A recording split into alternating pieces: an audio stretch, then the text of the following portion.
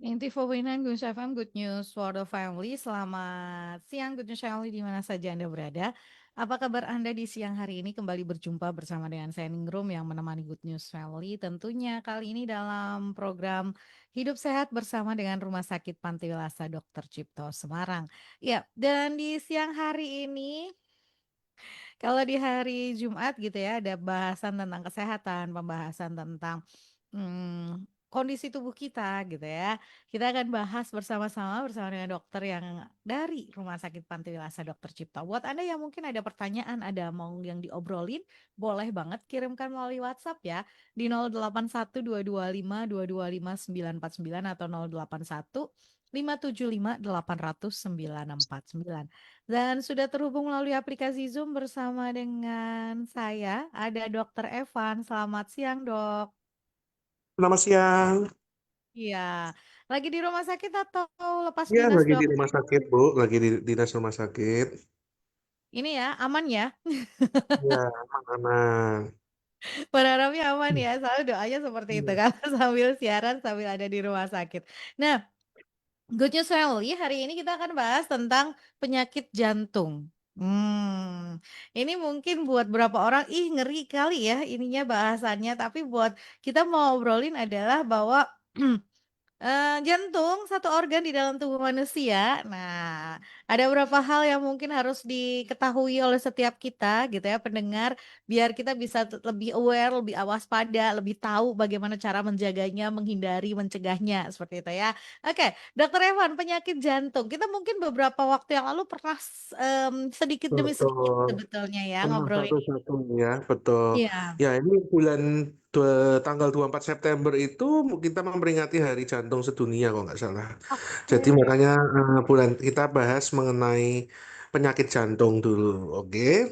Hmm. Jadi tepat ya, minggu ini kita tanggal 24 akan penyakit jantung. Jadi banyak sih orang bingung Mas Yan mengenai penyakit jantung. Ada yang bilang serangan jantung, ada yang bilang angin duduk, ada yang bilang ini apa mendadak mati mendadak. Lah, jadi apa sih sebenarnya penyakit jantung dulu? Jadi penyakit jantung itu kalau kita bicara bahasa medis adalah penyakit yang berhubungan dengan kardiovaskuler. Jadi hubungannya dengan jantung dan pembuluh darah jantung. Jadi ada dua utamanya. Jadi ada yang anatomi jantungnya sama anatomi pembuluh darahnya. Kemudian penyakit jantung ini masih penyebab utama kematian di beberapa negara seperti itu, Bu. Jadi ada dua gitu ya, jantungnya Iya, sendiri si jantung sama organnya. pembuluh darah jantung. Nah, sebelum kita masuk lebih dalam apa aja penyakitnya, nah ini yang harus kita pahami dulu faktor resikonya. Mm-mm. Faktor risiko itu adalah seseorang yang faktor risiko adalah sesuatu yang bisa meningkatkan peluang terkena penyakit jantung. Biasanya Mm-mm. dibagi dengan dua tipe. Satu bisa dimodifikasi, satunya ya memang sudah tidak bisa dimodifikasi. Sebagai contoh, usia. Usia tidak bisa bohong ya Bu, ketika bertambah usia, risiko pasti meningkat juga untuk terjadinya penyakit jantung. Yang kedua, jenis kelamin.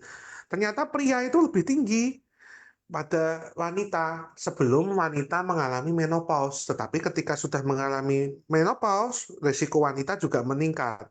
Karena hormon estrogen itu ternyata membantu untuk menjaga kesehatan pembuluh darahnya, Bu. Nah, jadi kalau wanita sudah menopause, hati-hati mulai mulai kita berpikir, wah ini risiko serangan jantungnya meningkat nih, risiko penyakit jantungnya meningkat nih. Jadi perlu hati-hati. Yang kedua, yang faktor risiko yang ketiga yang tidak bisa diubah apa? Riwayat keluarga. Ternyata riwayat keluarga itu juga berpengaruh genetiknya. Kalau ada orang tua yang mengalami sakit jantung, bisa saja keturunannya juga punya risiko tinggi mengalami penyakit jantung. Yang keempat yaitu etnis dan ras. Beberapa kelompok etnis memiliki kecenderungan yang lebih tinggi.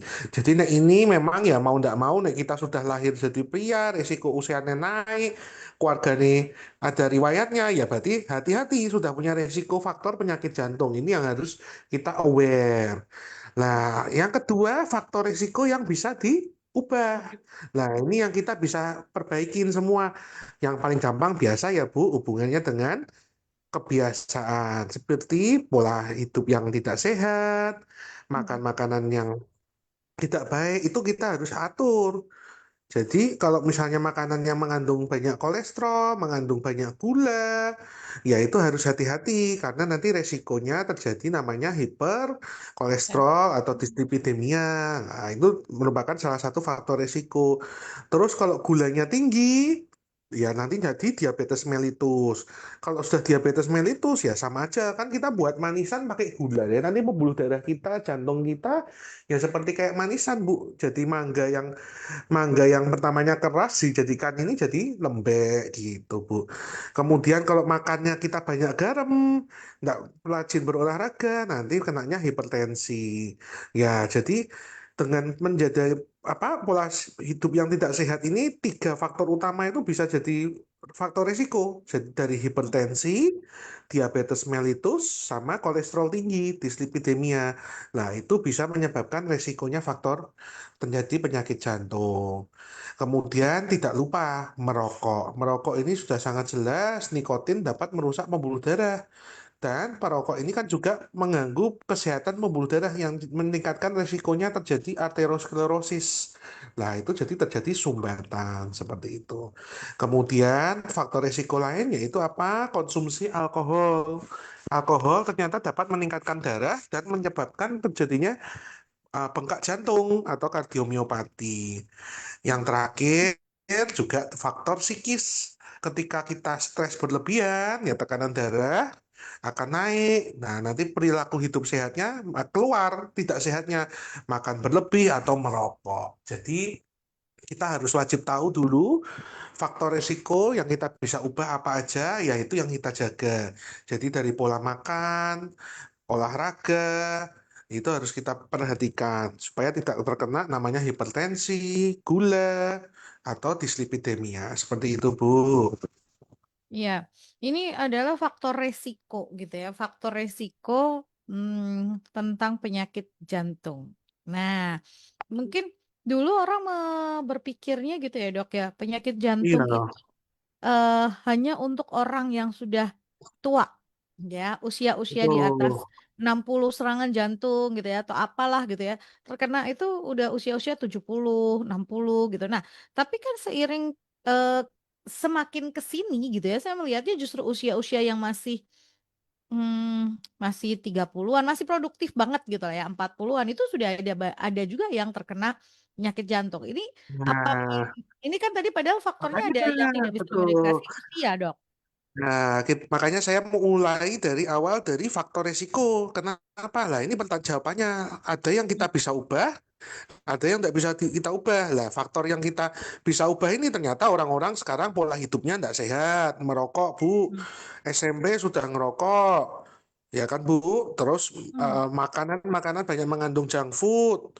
Kemudian Ya. istirahatnya kurang, stres berlebih. Lah, itu faktor-faktor resikonya, Bu. Jadi makanya pada saat ini usia muda bisa saja mengalami serangan jantung. Hmm. Perokok berat, ada riwayat gula, yang darah tidak terkontrol, kemudian ada riwayat hipertensi, yaitu yang menyebabkan sekarang itu banyak orang yang pada usia muda sudah terkena masalah di jantungnya, seperti itu, Bu.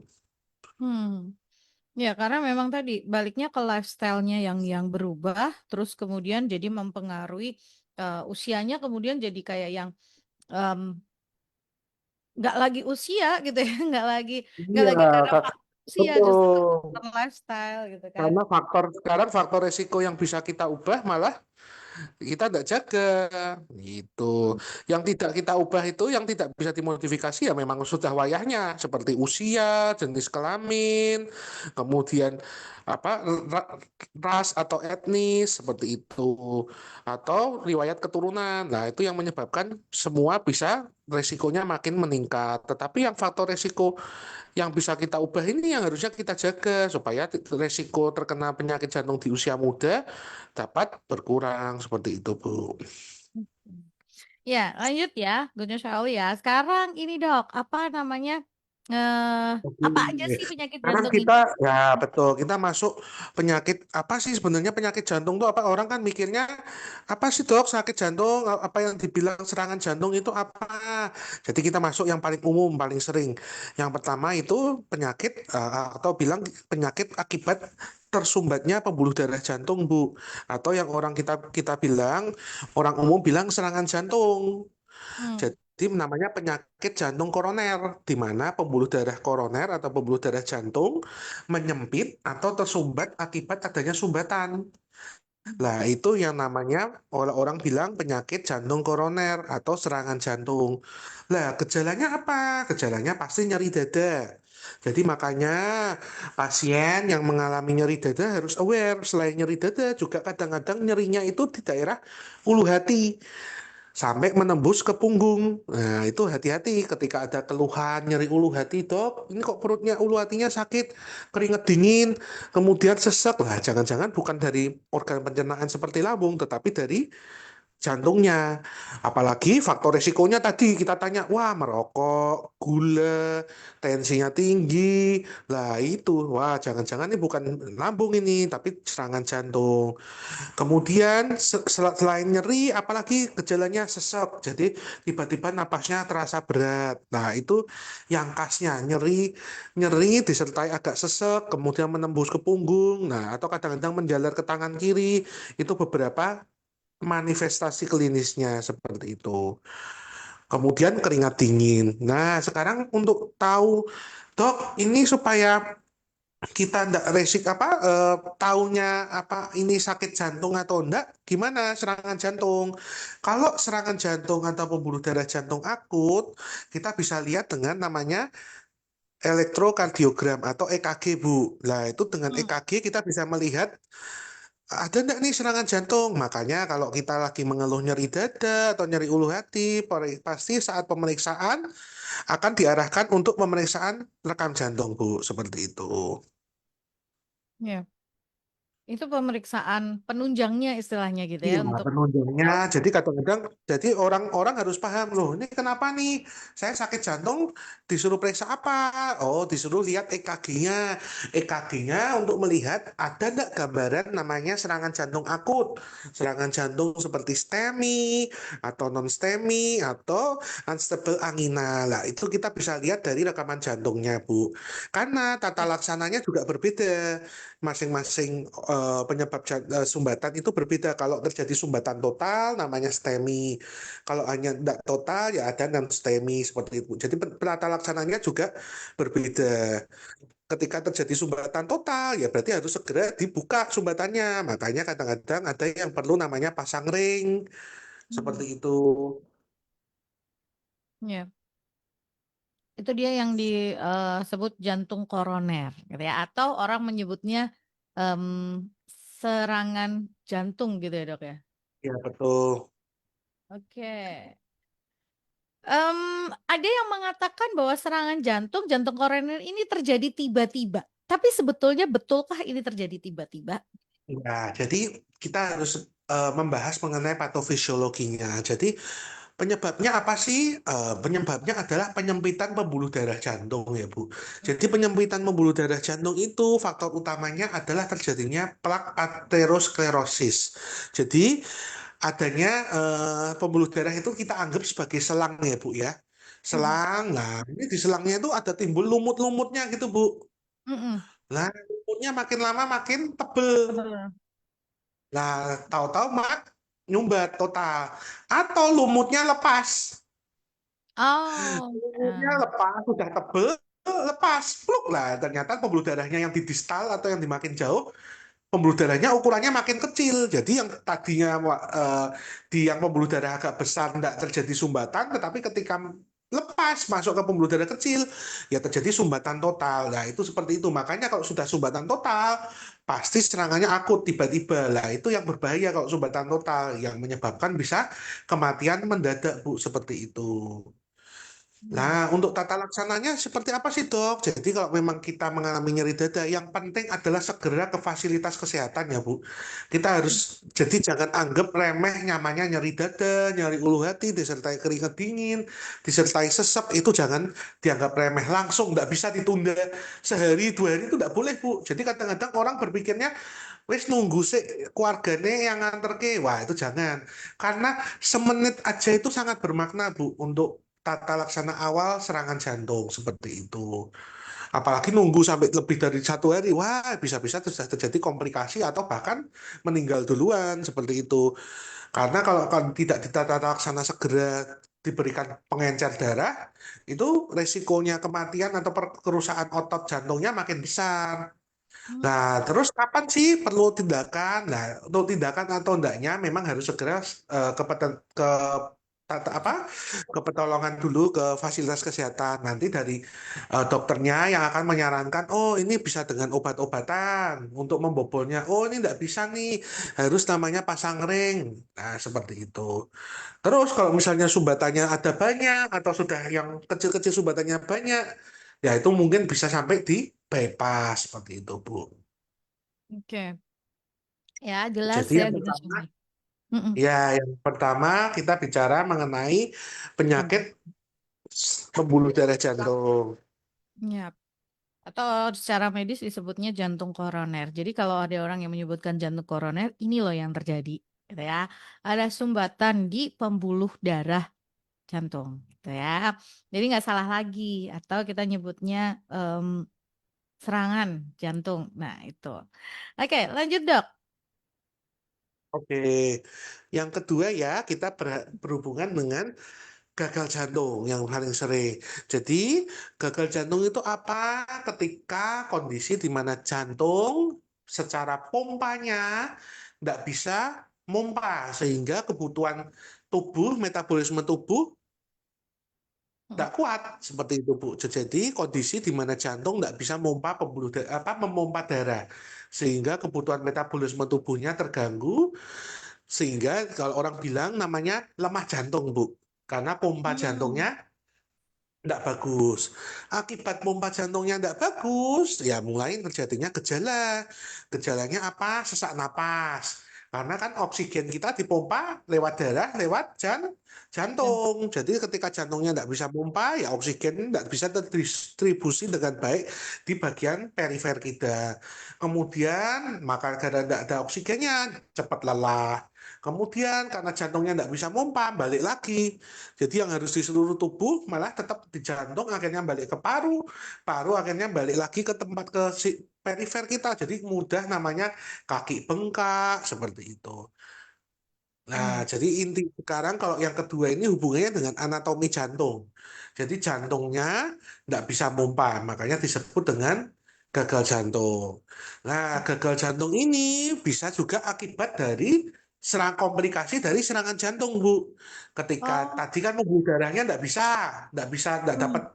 apa terjadi sumbatan, terjadi kematian sel jantung. Akibatnya terjadi namanya gagal jantung. Akibat ada beberapa daerah yang kekurangan oksigen, terus jadi kematian sel sehingga pompanya juga menurun. Jadi gagal jantung ini bisa jadi komplikasi akibat serangan jantung.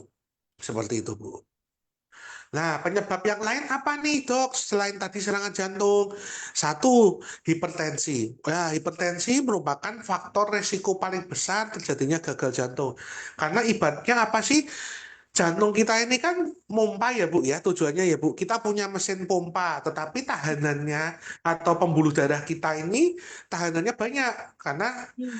total perifer resisten atau tahanan tepinya tinggi. Jadi kan jantungnya harus kerja keras ya Bu, mompanya harus kuat. Lama-lama otot jantung itu beda kayak otot rangka kita. Kalau otot rangka kita latihan olahraga itu makin kuat, makin kekuatan ototnya makin tinggi. Tetapi Hmm. berbeda dengan otot jantung. Ketika kita di over exercise jantungnya di apa terlalu berlebihan terus akibat adanya hipertensi, lama-lama jantungnya bengkak. Ketika jantungnya bengkak, ototnya bukan kekuatan ototnya bukan makin baik tapi malah makin turun seperti itu Bu. Oke. Jadi eh, beda dengan otot tubuh yang lain. Otot tubuh yang lain semakin digunakan, semakin dilatih, itu justru semakin kuat. Tapi otot jantungnya kita justru nggak boleh untuk itu tadi gitu ya, Betul, terlalu hipertensi. keras, hipertensi Iya, itu. makanya obat-obatannya apa sih? Obat-obatannya pasti berhubungan dengan obat hipertensi. Obat untuk membantu menurunkan tensinya, kemudian obat untuk mengurangi cairan. Mm, Gunanya seperti itu supaya beban jantungnya tidak meningkat, Bu, seperti itu. Nanti kalau sampai ada apa iramanya tidak baik atau pompanya tidak baik ya sampai bisa nanti pakai namanya pacemaker seperti itu akibat komplikasi dari jantungnya yang bermasalah seperti itu. Oke. Eh, Kalau si jantung bengkak ini gitu ya, Dok. Ini Iya, eh, apa namanya? Si artinya dia tidak bisa kembali lagi Kak, Dok? Dalam artian gini. iya, Ketika betul, betul dan pertanyaan. Ketika otot Heeh, jantung rusak, nah heeh. jeleknya tubuh ini tidak bisa memperbaiki otot-otot jantung kita, Bu. Jadi ini sudah rusak, Oh, sifatnya irreversible, nggak bisa kembali lagi berganti. kecil. Iya, Hmm, nggak bisa kembali. Makanya ketika sudah terjadi gagal mm-mm. jantung, ya kita hanya berharap kondisinya tidak tambah parah, fungsinya tidak Hmm, tambah parah. jelek. Ya dengan cara ya obat tadi, obat hipertensi, supaya jantungnya tidak dibuat lebih capek, Bu, seperti itu. Tidak Oke. dibuat kerjanya makin berat. Lah kalau makin berat kan lama-lama jantungnya tambah bengkak, seperti itu. Jadi kayak diistirahat. Gimana caranya Ya, biar si jantung ini nggak supaya bekerja terlalu berat? jantungnya itu tidak terlalu berat dan kebutuhan oksigennya di seluruh tubuh bisa tercukupi semua. Hmm, Seperti itu. Oke. Oke, kita sekarang Ya, sudah dua penyakit nih. ya Hubungannya tadi betul. dengan pembuluh darah jantung, kemudian dengan sekarang tadi anatomi jantungnya sendiri yang menyebabkan pompanya jelek. Ya, yang ketiga sekarang irama jantung. Jadi jantung itu kan juga ada iramanya, duk duk Ya. duk duk. Nah, kalau teratur bagus namanya irama sinus. Jadi kalau aritmia adalah kelainan pada irama jantung bisa terlalu cepat atau terlalu lambat atau tidak teratur. Nah, itu tiga itu Bu kuncinya.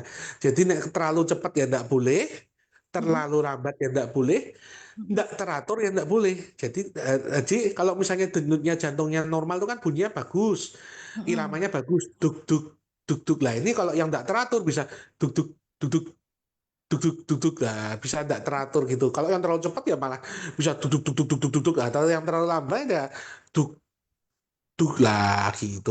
Nah, kapan sih dikatakan normal?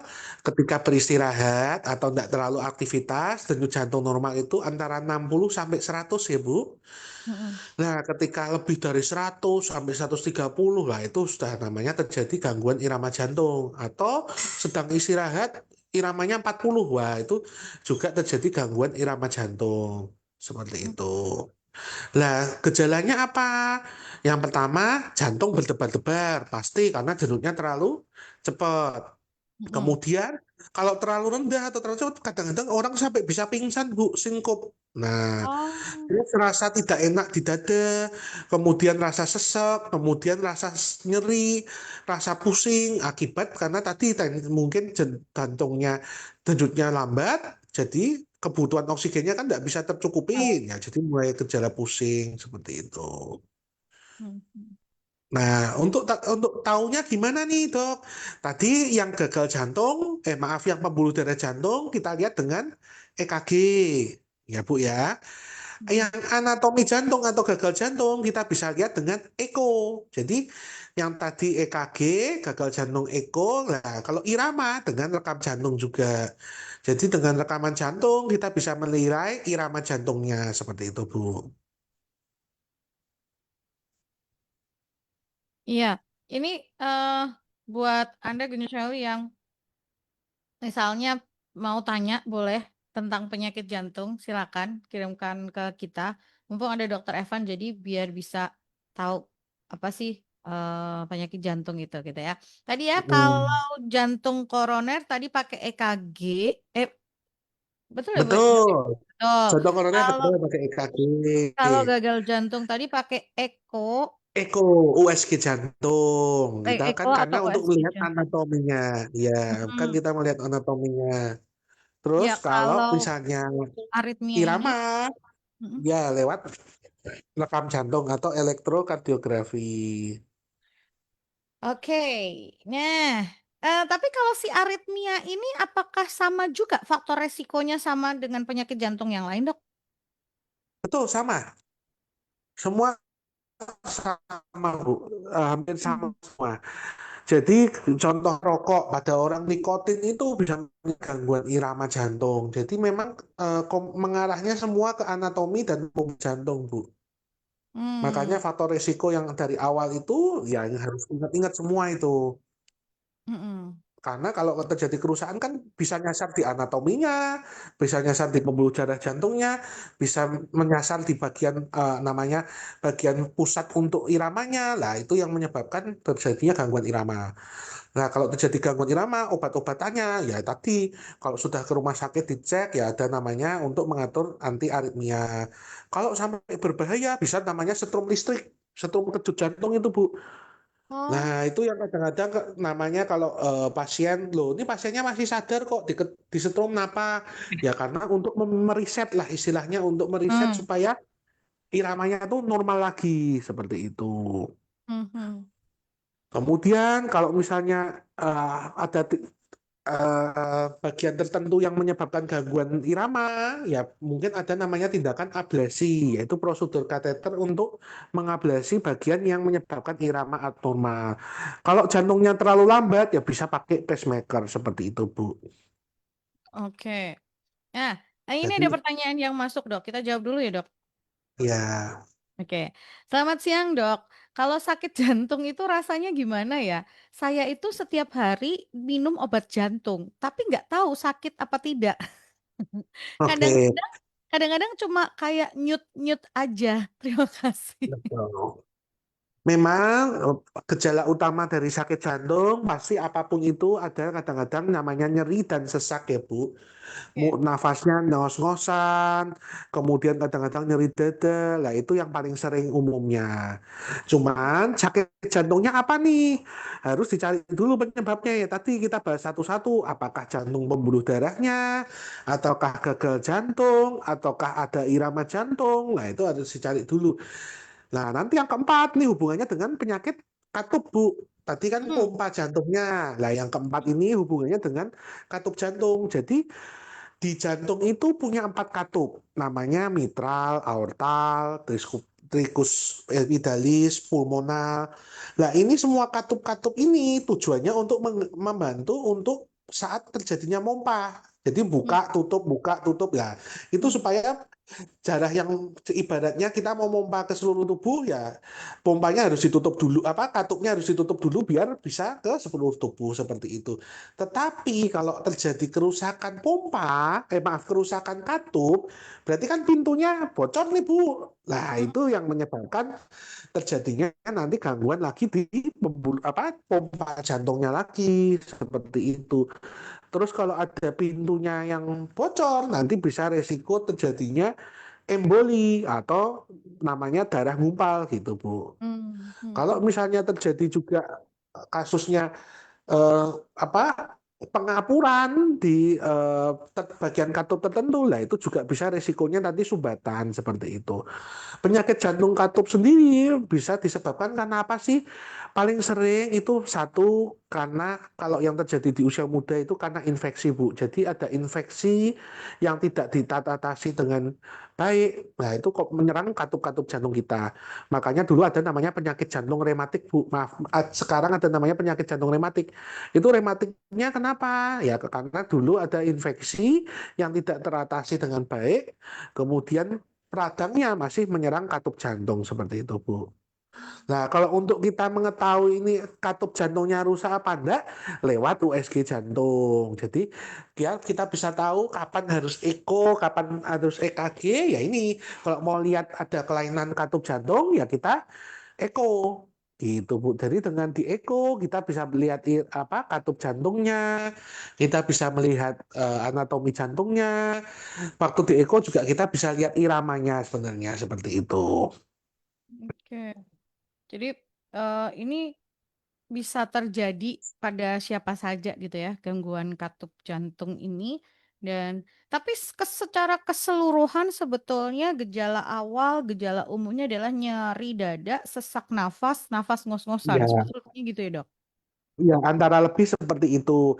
Kalau yang nyeri dominannya karena akibat serangan jantung atau penyakit pembuluh darah jantung, akibat sumbatan atau pembuluh darahnya mengecil, nah itu yang menyebabkan nyeri seperti itu, Bu. Oke. Tapi kalau yang lain itu sesak nafas atau nafas ngos-ngosan tadi atau ada yang tadi gagal jantung sampai ke bengkak Iya, gitu ya? ya sampai istilahnya ya karena kan kebutuhan kita oksigennya kurang lah, bisa pusing sampai pingsan. Nah, yang terakhir hubungannya penyakit jantung lagi apa? Penyakit jantung bawaan. Jadi ini memang sudah ada namanya kelainan anatomi jantung yang sudah buruk sejak lahir, Bu. Bisa kerusakan di cacat septumnya, kemudian ada kelainan katup, nah itu seperti itu. Ya, jadi memang ini penyakit jantung bawaan. Jadi memang lahir ini sudah ada namanya kongenital atau problem yang sudah dari lahir. Lah, kalau kondisi seperti itu ya memang kita harus cari dulu apa sih kelainan jantungnya, jantung bawaannya karena banyak sekali. Jadi kita hari ini belajar yang mengenai tadi ya lima. Yang utama kita lewat rekam jantung, kita bisa lihat adanya pembuluh darah jantungnya kita menyumbat atau enggak, atau namanya penyakit jantung koroner. Kemudian dengan EKG juga kita bisa melihat irama jantungnya, ada terlalu cepat, terlalu lambat atau tidak teratur. Kemudian kalau adanya sesek, bisa lihat adanya gangguan katup atau gangguan pompa seperti itu, Bu. Iya. Jadi ini, beberapa gangguan jantung dan semua ya tadi ya, jantung koroner, gagal jantung, irama jantung, katup, dan jantung bawaan. Nah, gejala secara umumnya sih sebetulnya yang wajib untuk kita tahu ada nyeri dada, sesak nafas, atau nafas ngos-ngosan. Nah, kalau tadi faktor resikonya sudah disebutkan oleh dokter Evan juga bagaimana, orang yang bisa dimodifikasi dan tidak bisa dimodifikasi gitu ya. Cuman kalau ngelihat ke sini beberapa kasus gitu kan, apalagi saya juga pernah melihat beberapa kasus di mana orang yang sepertinya sehat gitu ya, sepertinya baik-baik aja tiba-tiba terus kemudian, kolaps gitu ya, meninggal karena apa? Serangan jantung gitu. Nah, ini tadi ya kita sudah bahas bahwa ini bukan sesuatu yang terjadi tiba-tiba sebetulnya. Bisa jadi ini sudah terjadi, tapi kita yang mengabaikan gejala dan lain sebagainya. Makanya butuh cari tahu karena tadi faktor resikonya sudah dijelaskan banget gitu ya, lifestyle-nya, lalu tiga tiga hal utama yang menjadi penyebab diabetes, kolesterol tinggi, hipertensi, gitu-gitu.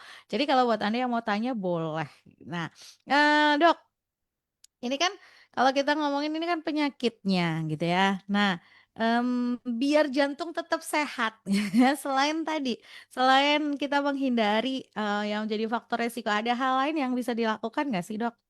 Nah, jadi kita masuk pencegahan itu sebenarnya pencegahan itu adalah tindakan kita untuk mengelola faktor risiko yang dapat dimodifikasi, Bu. Jadi Mhm, makanya kita harus belajar faktor risikonya apa sih yang bisa dimodifikasi. Satu, diet sehat, banyak buah, kemudian sayur, lemak yang baik, mhm, kemudian juga kurangi garam, kurangi gula. Jadi dengan pola makan itu sudah yang pertama dapat mengurangi resiko penyakit jantung. Jadi dengan kita menjaga makanan kita ya dapat mengurangi. Kemudian yang kedua tidak merokok dan tidak alkohol. mmm, Kemudian olahraga teratur minimal 30 menit setiap hari. iya, Kemudian kelola stres. Yang keempat, kelima, jangan sampai obesitas. Dan yang terakhir yaitu medical check up, Bu. Jangan lupa, dengan kita cek kesehatan berkala, kita bisa memonitoring ada enggak nih keluhan tekanan darah, gula darah, atau kolesterolnya yang bermasalah seperti itu. oke. Jadi ini dengan medical check up itu bisa diketahui gitu ya. Kita nggak, makanya kita kan nggak tahu gitu ya. Contoh gitu ya, hipertensi itu kan jarang sekali bergejala gitu ya.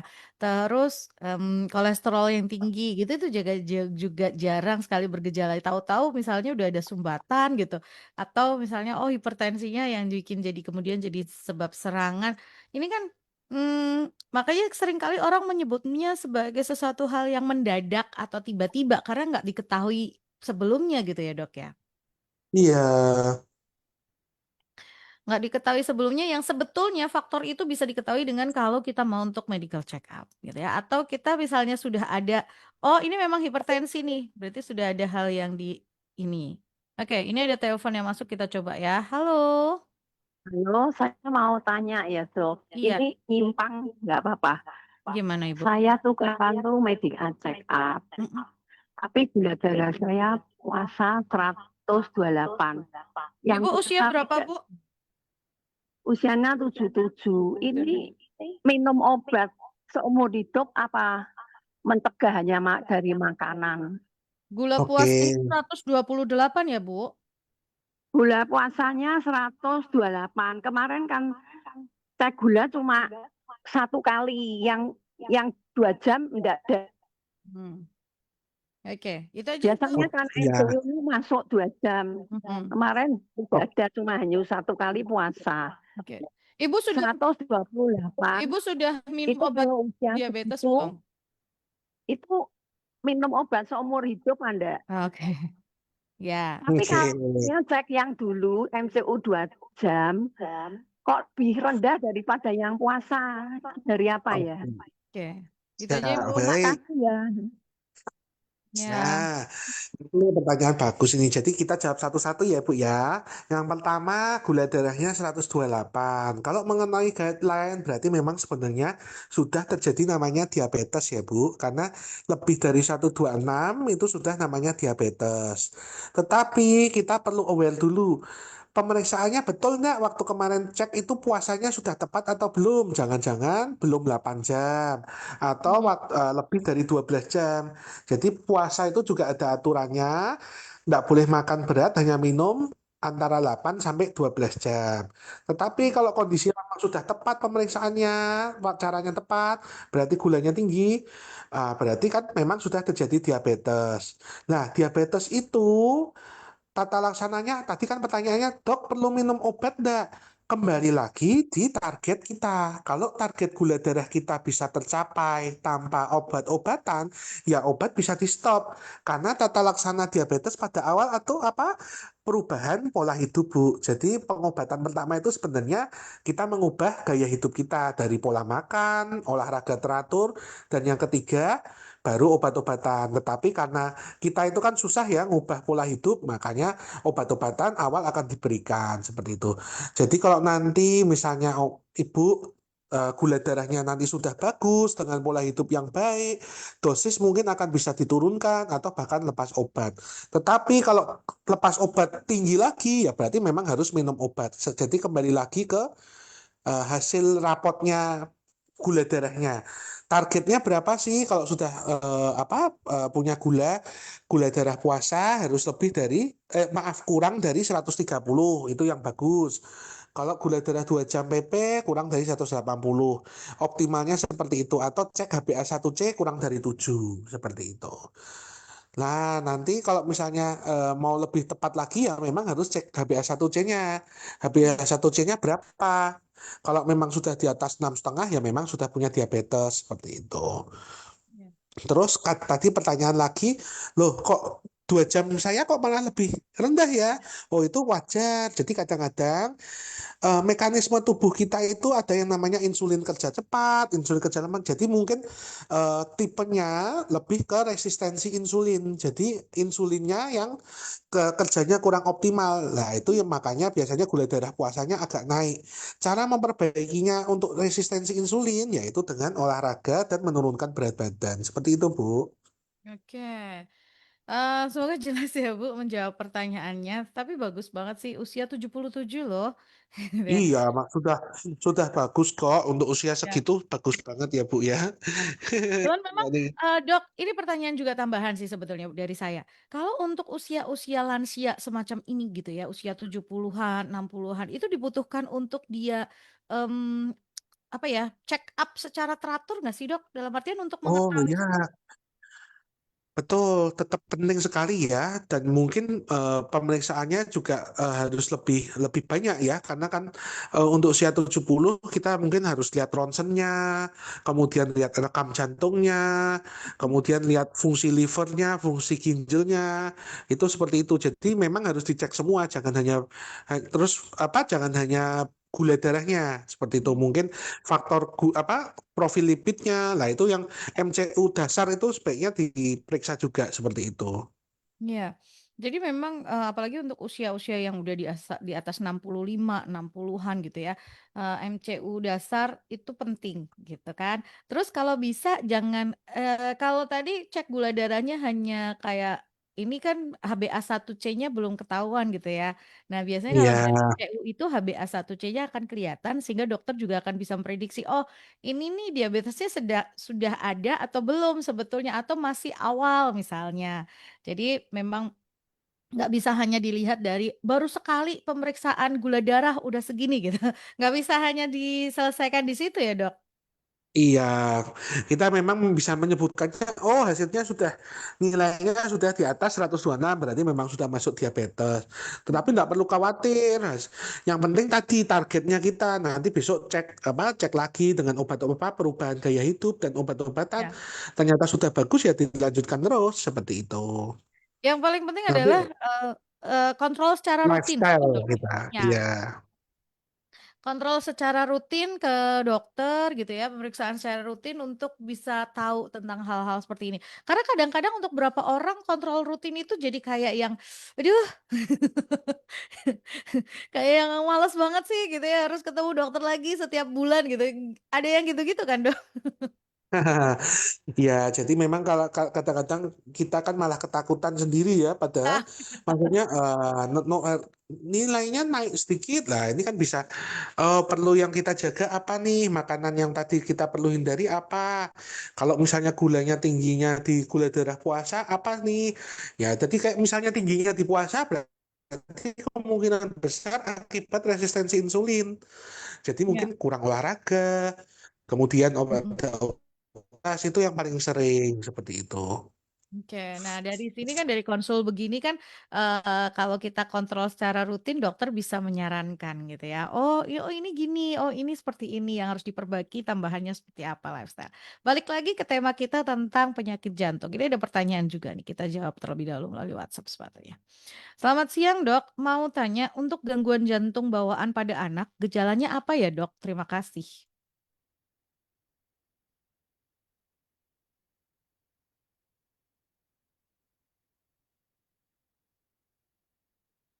Oke, halo Dok?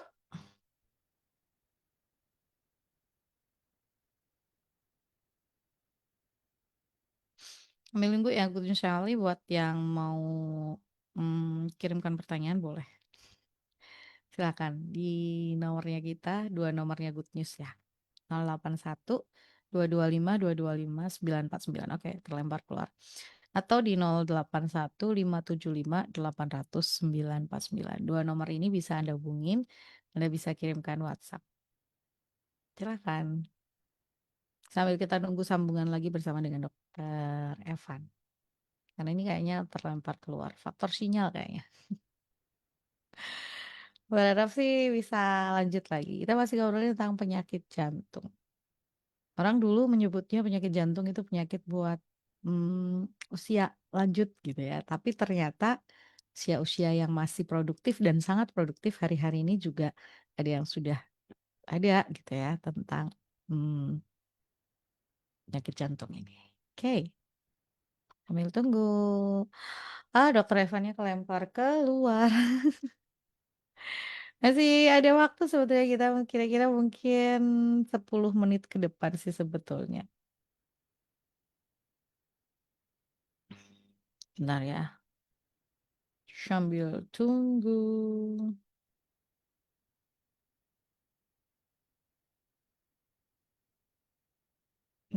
Masih. Oke. Udah join lagi. Nah, Tadi ya, Ibu terputus Mama. seru tuh. Oke, tadi kita mau jawab pertanyaan ya, Dok. Gejala Hmm.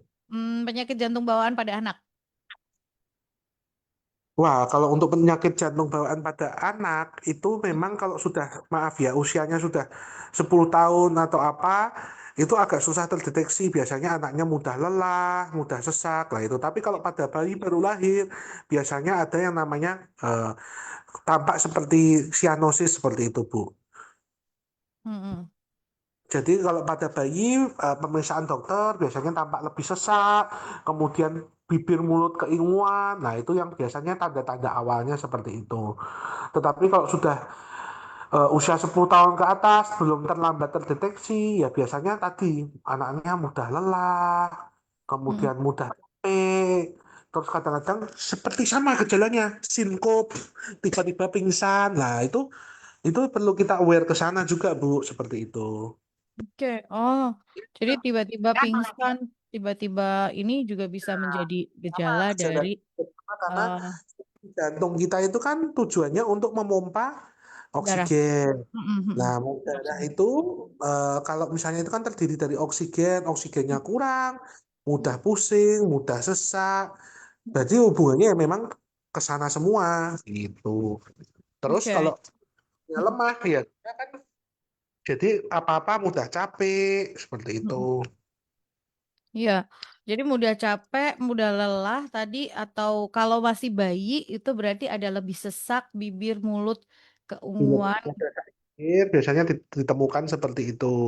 Paling sering tetralogi ovalot atau apa atau kelainan apa DSA, septumnya tidak tertutup itu Mm-mm, septum tidak menutup. Nah, itu memang terjadinya gangguan, biasanya ada warnanya cyanosis gitu Bu, ada keunguan. mm-mm. Oke, jadi ini memang perlu untuk dicari tahu gitu ya, dengan pemeriksaan lebih lanjut. Untuk anak penanganannya apakah sama dengan dewasa, Dok? Penanganannya hampir sama kok, tetepan. Tergantung dari penyebabnya. Kalau Hmm. bedanya anak kan lebih sering hubungannya sama tadi ya Bu, apa penyakit jantung bawaan ya. Jadi Mm-mm. penyakit jantung bawaannya apa dulu harus kita tahu dulu. Oke, jadi diketahui dulu penyakit jantung bawaannya apa, nanti terus penanganannya hampir sama gitu ya dengan dewasa. Tapi memang ini bawaan dari si anak ini dari lahir gitu, bukan suatu yang disebabkan oleh faktor-faktor tadi yang ada dalam tubuhnya kita. Ya, betul. Nah, kalau ada perlu tindakan ya harus ada tindakan. Tapi intinya terapinya tetap tujuannya untuk jantungnya biar tidak tambah berat bebannya, Mm-mm. kebutuhan oksigennya diturunkan seperti itu. Jadi prinsip pengobatannya pasti untuk masalah jantung tetap sama. Cuman Mm-mm. sumbernya atau problem utamanya harus dicari terlebih dahulu. Apalagi kalau kita berhubungan tadi dengan penyakit jantung bawaan. Jadi Mm-mm. penyakit jantung bawaannya apa ya tanda laksananya berbeda tiap masing-masing seperti itu. Oke, Dok, ini pertanyaan mungkin menjadi pertanyaan terakhir dari saya sih kali ini. Orang dengan berat badan berlebih atau obesitas gitu ya, kenapa kok terus kemudian seringkali korelasinya ke penyakit jantung, Dok? Karena kalau obesitas itu hubungannya nanti dengan sindrom metabolik, Bu. Jadi Hmm. pasien obesitas kemungkinan besar terjadinya sindrom metabolik. Apa sih Mm-mm. sindrom metabolik? Yaitu tadi kelainan, metabolismenya tidak bagus semua, lemaknya tinggi, gulanya tinggi, tensinya tinggi, seperti itu. Oke, dan itu semua menjadi faktor resikonya dari penyakit jantung tadi ya, Dok? Iya, kembali lagi ke penyakit jantung lagi. Karena dengan pasien obesitas pasti kan aktivitasnya juga lebih sedikit. Mm-mm. Kayaknya Oh. seperti itu kurang berolahraga. Nah, jadi menyebabkan semua faktor resiko yang tadi bisa diubah itu jelek semua gitu, Bu. Nah, faktor resiko yang bisa dimodifikasi itu jadi kayak yang eh, Ya, nilainya angkanya merah semua gitu bisa dibilang itu. Cuma ya memang kembali lagi semua ya tadi kita sih harus harus tahu faktor risiko yang oh ini kita punya faktor risiko apa nih. Jadi harus lebih aware gitu, Bu. Oke, jadi harus lebih aware. Oke, terakhir dok, kesimpulan dari apa yang kita bahas untuk pendengar di siang hari ini sebelum kita akhiri acara Oke, kita.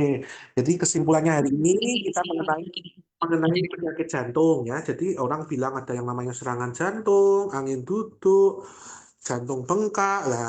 Jadi penyakit jantung itu memang macam-macam. Ada yang berhubungan dengan anatomi jantungnya dari penyakit jantung katup, ada Mhm. hubungannya dengan pompa atau kita bilang gagal jantung. Kemudian dari pembuluh darah yang tersumbat kita bilang penyakit jantung koroner. Atau kalau terjadi sumbatan ya terjadi namanya serangan jantung. Kemudian kalau ada gangguan irama ya kita bilang penyakit gangguan irama jantung. Kemudian juga ada pada kelainan kongenital yang menyebabkan perubahan anatomi jantung. Itu penyakit-penyakit jantung. Nah, apa sih yang kita perlu bisa kita cegah? Ya kita bisa mencegah faktor risiko yang bisa dimodifikasi. Karena faktor risiko yang tidak bisa dimodifikasi seperti usia, semakin bertambahnya usia, meningkatkan resiko jenis kelamin laki-laki lebih tinggi, nanti pada wanita postmenopause juga akan meningkat, kemudian ras etnis tertentu, kemudian faktor keluarga atau genetik, lah itu tidak bisa diubah. Jadi kita bisa mengubahnya dari mana? Dari pola hidup sehat. Pola hidup sehat itu apa? Diet kita yang kita jaga. Seperti makanan yang jangan terlalu sering mengandung kolesterol tinggi, goreng-gorengan, kemudian garam, gula, supaya tidak terjadi namanya penyakit hipertensi, dislipidemia, kemudian diabetes. Kemudian jangan konsumsi alkohol atau rokok. Dan satu lagi, aktivitas atau olahraga yang teratur, serta istirahat cukup dan jangan stres berlebihan. Seperti Iya. itu. Ternyata faktor stres itu juga bisa ya, jadi salah satu Ya, resikonya. Oke, sekali lagi ya Guntur Shirley, yang bisa jaga dan sayangi jantung kita itu ya kita loh, gitu ya. Tadi Pak Dokter Evan sudah jelaskan dengan begitu jelas. Jadi yuk mulai sayangi tubuh kita, sayangi jantung kita, lebih aware terhadap setiap gejala, lebih aware lagi terhadap pola atau gaya hidupnya kita. Gitu ya. Karena dari situ sebetulnya muncul semuanya. Kalau masih sehat, oh aku masih sehat ya udah mulai dijaga makannya. Ah, aku masih sehat, ah ya sudah mulai dijaga buat olahraga secara teratur. Itu yang paling penting ya. Oke, Dokter Evan terima kasih ya. ya selamat sampai jumpa kembali ya Bu Ningrum ya. Iya, dan buat Anda Guntur Syahli Oke. yang membutuhkan layanan kesehatan, mau medical check up bisa datang ke Rumah Sakit Itu Pantiwilasa Dokter ada Cipto. promo September ceria untuk medical check up-nya. Kemudian di Iya, rumah sakit jika ada ke, lihat info-info promo bisa di Instagram rumah sakit ya. yes, Jadi betul. ada beberapa promo menarik jika memang ingat kalau wah ini waktunya medical check up nih. Jadi bisa segera ke Pantiwiloso Dr. Cipto. Terus juga di Pantiwiloso ada layanan untuk pemberian vaksin. Ya, kalau ada membutuhkan vaksin juga bisa ke rumah sakit seperti itu. Oke, bisa langsung kunjungin Instagramnya Rumah Sakit Pantiwilasa Dokter Cipto. Di situ ada bisa diklik link di bio-nya untuk lihat layanan dari Rumah Sakit Pantiwilasa Dokter Cipto. Mumpung ada promo di September ceria ini gitu ya, untuk medical check up Iya. biar bisa tahu secara keseluruhan kondisi tubuh Anda. Disertai dengan konsultasi dokter loh, itu pasti. Oke, sekali lagi terima kasih Dokter Evan, terima kasih Rumah Sakit Ya, Pantiwilasa terima Dokter Cipto. kasih. Sampai jumpa. Sampai jumpa.